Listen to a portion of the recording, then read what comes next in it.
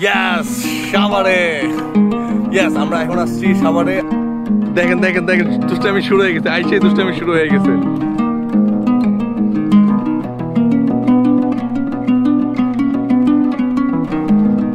এটি হচ্ছে রাজা হরিশ্চন্দ্রের প্রাসাদ।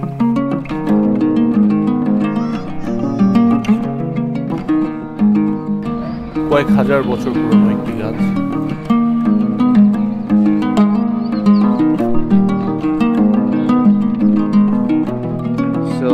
দেখতেই পাচ্ছেন কই চলে গেছে, এই যে ফালাফালি শুরু হয়ে গেছে।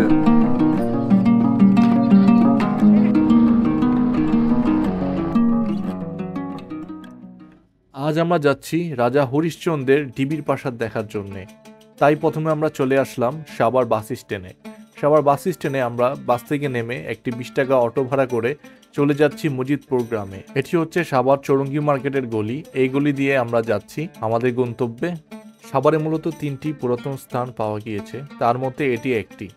এটি মূলত 1904 সালের 22 নভেম্বরে প্রাচীন স্থান হিসাবে সরকারি আইনে লিপিবদ্ধ করা হয়। বলতে বলতে আমরা আমাদের গন্তব্য স্থানে পৌঁছে গেলাম। তো এসে দেখছি এটা একটা শহর, কিন্তু কোনো এক সময় এটা একটি গ্রাম ছিল, আর এই গ্রামটির নাম ছিল মজিদপুর।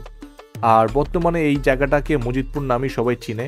আর সামনে যেই প্রাসাদটিকে দেখা যাচ্ছে এটি হচ্ছে মূলত রাজা হরিশ্চন্দ্রের ডিবির প্রাসাদ। আসসালামাইকুম, welcome back to the channel. সবাই আশা করি ভালো আছেন, সুস্থ আছেন। নতুন একটা ব্লগে চলে আসলাম। আজকে আসছি আমরা সাভারে। আমরা এখন আসছি সাভারে। আজকে হচ্ছে আমরা রাজা হরিশ্চন্দ্র উনার বাড়িতে আসছি। মেবি হচ্ছে উনার এটা রাজসভা ছিল, এইখান থেকে উনি রাজকার্য পরিচালনা করতো। এটা মূলত কয়েকশো বছর আগের পুরাতন রাজা ছিলেন উনি সাভারের। তো আমরা এখন উনার এই রাজসভার উপরে দাঁড়িয়ে আছি।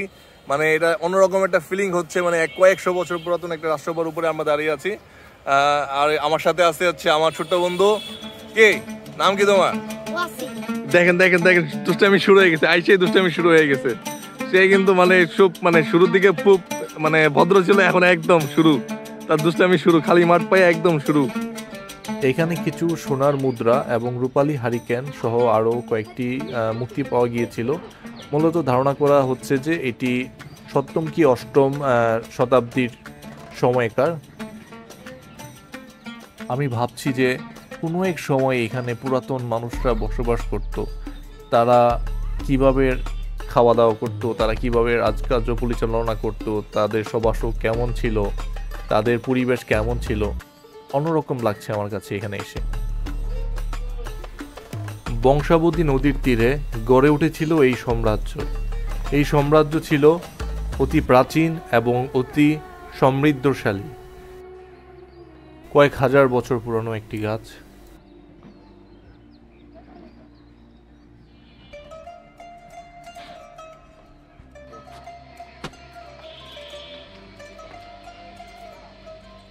এখানে 1925-26 সালে খনন করে 4টি কাঠামো পাওয়া গিয়েছিল, কিছু পোড়ামাটির লিনটেন, বৌদ্ধ মূর্তি এবং একটি খোদাই করা বিষ্ণু মূর্তি পাওয়া গিয়েছিল। আর এটি মূলত 7ম থেকে 8ম শতাব্দীর যুগকে ইঙ্গিত করছে। তার মানে দাঁড়ালো এটি 1300 বছর পুরাতন একটা নগরী। এই যে এই বাড়িগুলো ছিল, সামনে এগুলো ঘর ছিল, এগুলো সব হচ্ছে প্রাসাদের মতো। বাট এগুলো সব মাটির নিচে দেওয়া গেছে, এখন এগুলো আর অবশিষ্ট নয়। আর মূলত রাজার এই রাজসভাটা অনেক পুরাতন হওয়ার কারণে অনেক কিছু চেঞ্জ হয়ে গেছে, এখানে আগের মতো নেই। আপনারা দেখতেই পাচ্ছেন এই যে আমার পিছনের এই জায়গাগুলোতে কিন্তু এখনো খনন কাজ পুরোপুরি কমপ্লিট হয়নি। আর এই যে এই সাইডে কিন্তু মোটামুটি খনন কাজ কমপ্লিট হয়ে গেছে। আর কিছু রুমের মতো এগুলো সবার রুম যেগুলো থাকে, মানে ওই রাজসভার রুমগুলো বের হয়ে গিয়েছে, আর কিছু মানে খনন করা বাকি আছে। তো এখানে একদম যা আছে ঠিক তাই আছে, নতুনভাবে কোনো কিছু অ্যাড করা হয়নি। এই পরিবেশটা অনেক সুন্দর, আপনার আসলে ভালো লাগবে। যদিও এখন চারপাশে এরকম বড় বড় বিল্ডিং হয়ে গেছে, কিন্তু যখন আমি এর আগে ছোটবেলায় আসতাম এখানে, তখন কিন্তু আমি এরকম বড় বড় বিল্ডিং দেখতাম না। চারপাশে পুরোটা ফাঁকা মাঠের মতো ছিল। আরও কিছু ঘরবাড়ির মতো এখানে ছিল, কিন্তু এগুলো এখন বর্তমানে আমি দেখছি না, বাট আগে ছিল। তো যাই হোক, আমাদের সরকার হয়তো বা এই জিনিসটাকে আমলে নিয়েছে, আস্তে আস্তে খনন কাজ শুরু করেছে, তারা আস্তে আস্তে মানে খনন করছে। সো আশা করি ইন ফিউচারে আমাদের যতগুলো বাংলাদেশে এরকম পুরাতন নিদর্শনার স্থানগুলো আছে, ওগুলো ইনশাল্লাহ হয়তোবা মানে ফুটিয়ে তোলা হবে। বাংলাদেশের একটা ঐতিহাসিক জিনিসগুলো যেগুলো থাকে না, মানে একটা দেশের তো ওগুলো ইনশাল্লাহ আশা করি একটা সময় ফুটিয়ে তোলা হবে এই দেশে। ওই যে সে কথা বলতে বলতেই আমার কাছ থেকে কই চলে গেছে, এই যে ফালাফালি শুরু হয়ে গেছে, এই যে দুষ্টামি শুরু হয়ে গেছে। তাহলে চলুন আমরা দূরের দৃশ্যগুলোকে কাছ থেকে গিয়ে উপভোগ করে আসি।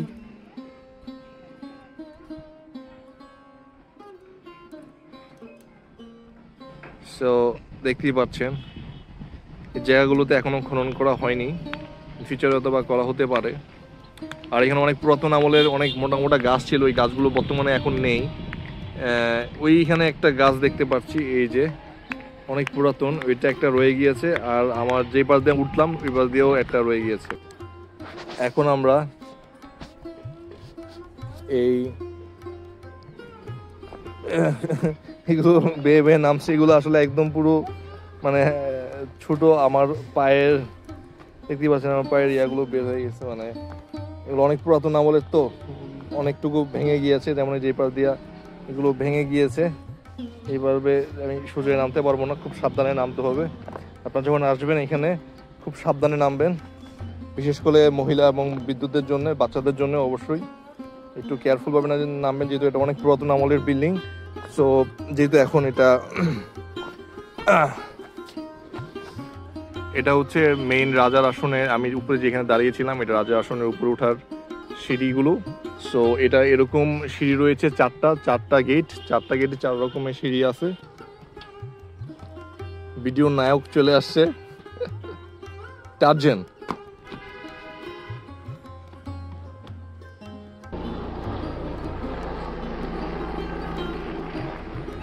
এই জায়গাতে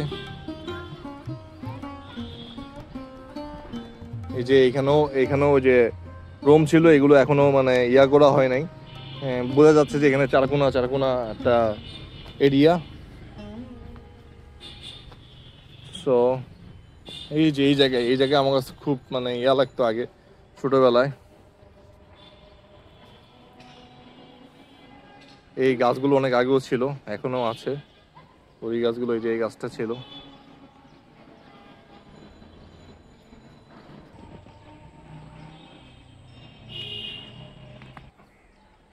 একটা ক্লোজ ভিউ দেখিয়ে দিলাম, আইডেন্টিফাই করতে পারবেন যে উপরের ছাদটা কিরকম ছিল, মেন সবার ছাদ। আর এই সাইডটাতে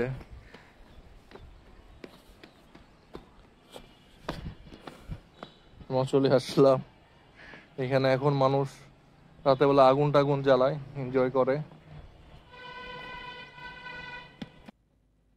বংশবতী নদীর তীরে গড়ে ওঠা এই পুরাতন সভ্যতা, এটি মূলত 1300 বছর পুরাতন একটি সভ্যতা। আর এই রাজার ছিল অনেক দানবীর এবং তার নগরী ছিল অনেক বড়।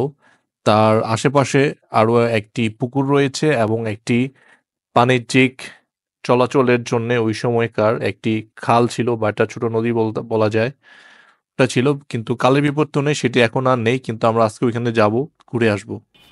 এখানেও একটা কি যেন ছিল, এটা ভেঙে গিয়েছে। এটা একটা রুম ছিল মেবি, আমার যতটুকু মনে পড়ে।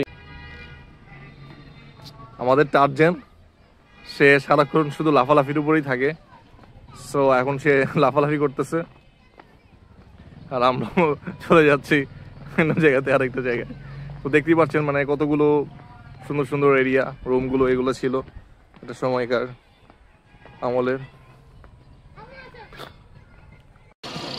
আগে এই রাজা সম্পর্কে এখানে কিছু লেখা ছিল, কিন্তু এখন বর্তমানে কোনো কিছু লেখা নাই, সব লেখা মুছে গিয়েছে।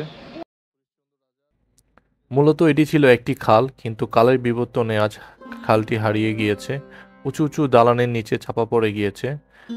রাজা হরিশ্চন্দ্র উনি এই খাল দিয়েই এক স্থান থেকে আরেক স্থানে যাতায়াত করত এবং বাণিজ্যিক কাজে খালটি গুরুত্ব ছিল অপরিসীম।